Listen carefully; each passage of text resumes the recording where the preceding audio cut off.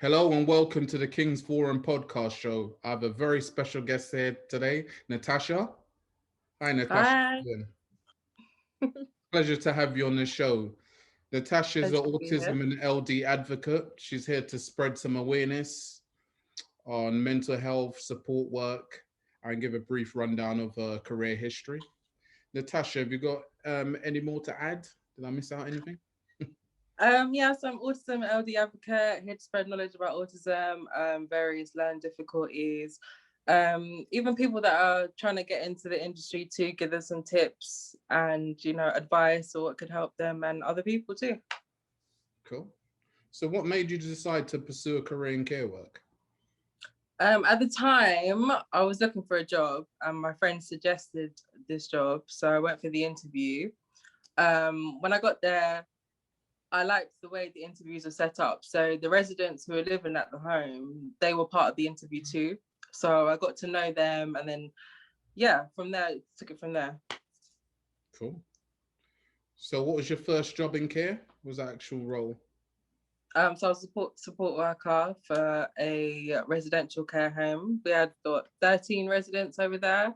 So they all varied on the spectrum of autism, and they had different types of conditions and different levels of independence too. Cool. Could you remember some of your first challenges? What was like the biggest things that stood out for you when it or that were difficult? I think it was actually personal care actually. So actually giving personal care to somebody Hey, that was very different, especially like an adult to that was the most challenging part. But once I got to grips with it, it was okay. it's weird because it's one of those things where you think it's going to be one of the most disgusting things ever, and then you do it a few times and then it's nothing. It's weird, isn't it? Yeah, you just become completely used to it. Yeah, it's You true. kind of build it up to be like one of the worst things ever. I remember when I was doing that, and like the first, it was one of the things I wish I could say I didn't want to do. So, and then when you do it, it's kind of like, okay, yeah, it's not great, it's not ideal, but then the more you do it, it becomes nothing. It's just like Yeah, a part of your routine and their routine, of course, because it's particular times you do it. So it's one yeah. of I think I was worried about making them feel uncomfortable oh, too. So I was just very wary about that whole situation. And it's such an intimate thing that you're doing for somebody. oh, So yeah. so what skills have you learned over time? What have you developed? Patience, resilience, being able to build relationships too. So being able to get to know somebody quite quickly, because when you work in a care home, you have to get to know somebody quite quickly and build a relationship too, because you have to work with them on a daily basis. Cool. What did you learn about yourself? I'm quite resilient and patient because I didn't think I was very patient before, but yeah, it did teach me how to be patient. Did it did it make you more, I don't know, the word I'm looking for is open to, being more sympathetic to people with learning disabilities? Did you have start kind of having this feeling that, um you kind of know what they go, because you're dealing with them day to day, you kind Mhm. of are more aware and more kind of understanding to their needs? Did you kind of see that impact your life when you was out and about and not at work? Yeah, definitely. Like it gives you a big overview of like I don't know how society sees people with learning difficulties and autism too. Because when I first started in it, people used to look at people if you were on the bus or you were taking them for a walk. People used to look at you like you were crazy or they were crazy. What were some of the pros and cons about working in residential care homes? Pros is the relationships that you build with people and your residents, and you get to see the consistent sort of progress that you can help your residents make. um the cons I would say is that you're underpaid, you're overworked, and you're undervalued a lot of the time too. So what's your motivation to keep on going then? If you because there are big things of being undervalued and being underpaid. So how Mm. do you keep your motivation to keep on doing what you do to the best of your abilities? It's seeing your clients happy. So it's seeing them progress, learning new skills, or just being happy in general with their life. And, if you enjoy caring for people, you're going to continue to do it. So, yeah. Yeah, I also believe to be a particular type of person to be good at what you do and care. If you are a good care worker, I think you have to have certain qualities about you, and want to help and want to do good for people to be a success or be good at it. And I think that's what you're getting from it, is that you're that type of person anyway. You're quite giving and caring and understanding, so that kind of feeds that need in you, kind of. It keeps you going, so you overlook the money and not Yeah, feeling, you overlook all those other things. Yeah. because you're getting something else from it, and that's that rewarding feeling of helping people and supporting them to Yeah. function in their everyday lives. And that, when I do it, that's what I think. I just want to function like everyone else. They're no different. Yes, they may have learning disabilities, but they're still people, they're still human beings, and they do and try and enjoy all the things we enjoy. And So, half the time they're more intelligent than than your average person anyway. So I know. Even when I was learning Makaton and stuff like that, it was my residents that were teaching me a lot too when I first started out. So, yeah, people underestimate them quite a lot. So it's good that they're stupid. Yeah, which I really don't like. Yeah. Horrible. It's just they learn in a different way. That's it. And Yeah, then we have to accommodate to how they learn. That's it. And that thinking that, they must be stupid, they must, they can't know anything, or and that's where people go wrong. Definitely. As you said, they just have their own way of learning and doing things and functioning. But they're human beings. I was thinking about your self-care and your mentality, what toll it's taking on you, and kind of how do you deal with that? How do you deal with your self-care? Because it can be, there can be very long days, long hours, and they're exhausting. It's not easy work. If anyone's thinking of getting into it, it's not something you could just do nothing. Let's be honest, if you want to be good at it. Because it's true. You have to put in the hours and you have to put in the work if you want to be good at it. So self-care, I would say, is just don't overwork yourself. Sometimes a lot of employers want you to do crazy overtime or, crazy hours. Do the hours that feel comfortable for you. Don't overwork yourself, and don't feel guilty for not overworking yourself too. And, take time out to, do the things that you like outside of work too. Spending time with your friends and family is very important too. So yeah, take care of yourself outside of work. Because if you're not taken care of, how can you expect to give your best to other people? Yeah, I like that mentality, because that's what it's about, isn't it? It's having a balance. Because the thing about care work is very easy to start doing lots and lots of hours, because there's always more hours available, isn't it? It's a type of job where you can always be like, all right, let me earn this extra, and you just have to be balanced, and still have that work-life balance. Because as you said, you're not going to be the best you can be on a day-to-day basis if you are not well rested and taking care of yourself. And that's learning from overworking myself too. So yes, learning from going down that road. And the thing is, that's me learning from doing other jobs in retail in particular, where I used to do that because I was a retail manager. So I got it from there. I'm very different. Like my mentality and my approach to work is very different now, and it's about working smarter rather than harder. True. I agree. That's how I approach it. But what about your support network? When things got tough, did you have family or friends you could speak to, or a partner or whoever that would support? So my parents, they work in mental health. So they're mental. So I've kind of grown up and seen the sort of struggles that they go through, and the days that are hard. So I speak to them a lot, and a lot of my friends are support workers too. So we talk to each other. We give each other advice, we give each other support in certain situations, because we all generally go through the same sort of things at work too. So yeah, it's good. I have a good support network.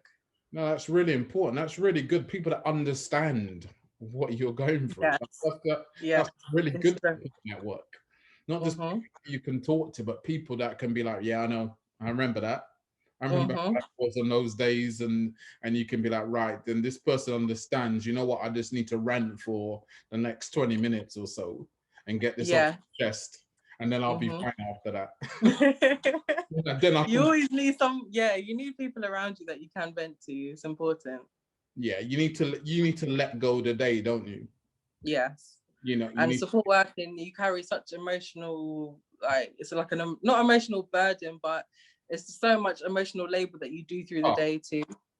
So yeah, it's good to have somewhere you can let it out to. you're given a lot of you for a very long period, aren't you? Yes. When you talk For the about the, whole day. yeah, for a bit, and then long days, as I say, 15 hours could be longer sometimes. Yeah. So they're very long days that you're giving up a lot of you. So when Yeah. you're spending all that energy and effort and time, you know, there's not a lot left when you get home. No, there's not much left when you get home. Resting and the offloading is so important, because you can't Definitely. then function your next day or whatever you want to do if it's your day off or whatever. So it's Mm-hmm. important you have that network, which I will say about spreading awareness about these roles, is that's an Yeah. important thing. Did you have a very different approach to your work when you're supporting teenage boys with antisocial behavior? Yeah, because they don't have learning difficulties, your whole style of working is different. You have to understand that they've had emotional traumas. A lot of the time, they've been put into care throughout their lives because, their mothers couldn't look after them for whatever reasons, drug abuse, or, they're in jail or whatever it is. So you have to understand that you're working with deep emotional traumas. So you have to build, it's like deep trust issues, deep abandonment issues that you're working with. So it's actually a lot more emotional labor you have to put into it too, and showing that you're very consistent and that you're trustworthy to them too, because a lot of them have been quite independent since young too, and just been, Yeah. even though they're in care, they're just going off and doing what they want to do. So you have to give them a safe place where they can be nurtured and know that they can progress in life, because eventually they're going into independence anyway. How did that impact you? Because I'm sure their approach to women would have been very different. Try a woman. Yeah, when I got hired, they did tell me that they had quite a few issues when it came to women. So at first it was very challenging, but once you show your consistency, once you show that you're caring, that you can, they can speak to you basically, and then they can have an open relationship with you. Things started to calm down. They start to settle a lot more, and they trust you a lot more, so they can come to you with whatever really is going on. But it does take work and it does take time. Yeah, I think the key thing is that I'm sure you came across as a very strong woman, because that's another thing, isn't it? Because if they feel they can get away with whatever, then it's going to be very difficult. Do you remember like the anxiety about your first day there and how that felt? I didn't have anxiety so much, but it was more just maybe nervousness, and maybe didn't know what was going to happen or what the situation was going to be like, because at that point I'd worked in care for about 6-7 years already, so You had that background. It wasn't had like, that background to know you have to be able to expect anything in care. You never know what's going to happen on the day at the end of the day, so you always have to be prepared for the craziness. So yeah.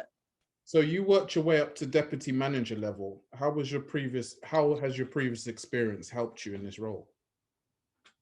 So taking on roles like key working, I think is very important, that if you start somewhere and they offer you to key work somebody, take it.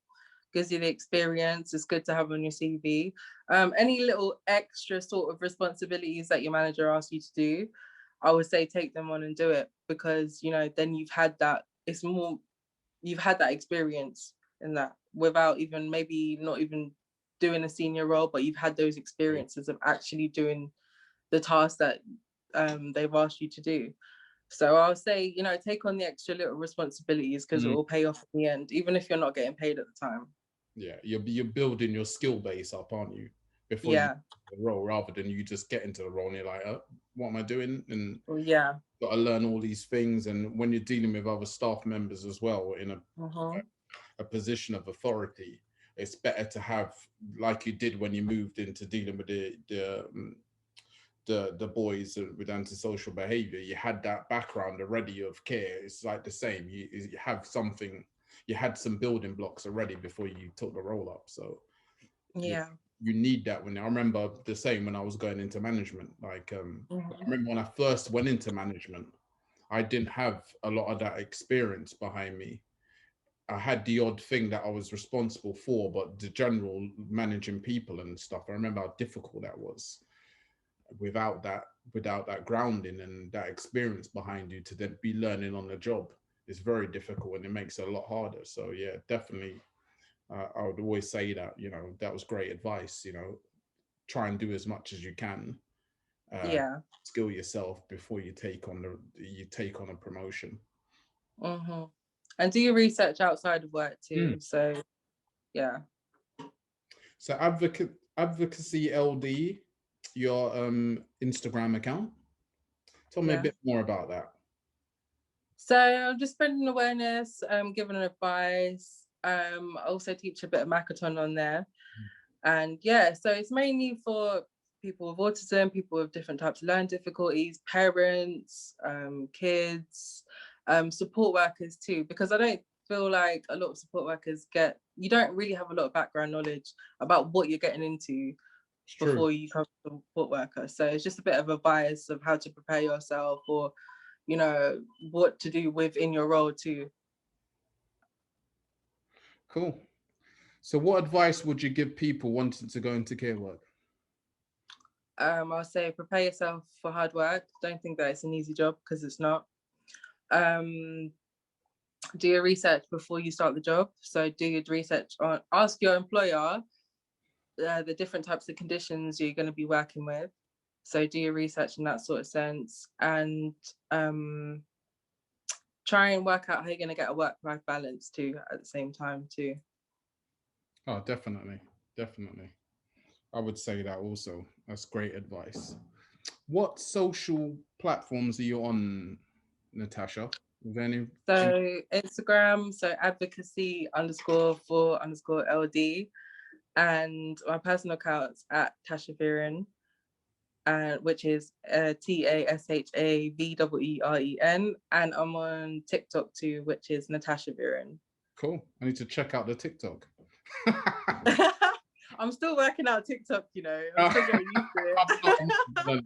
I just kind of go on there and laugh at people because I think it's quite funny, but it is funny, yeah. You should go on there. You should start one too. I don't know what I'll be doing on there, but Natasha, thank you very much. It's been an absolute pleasure. And a pleasure too. Thank you. And I'll speak to you soon. Yeah. Thank you very much. Yeah. See you later. Bye. Bye-bye.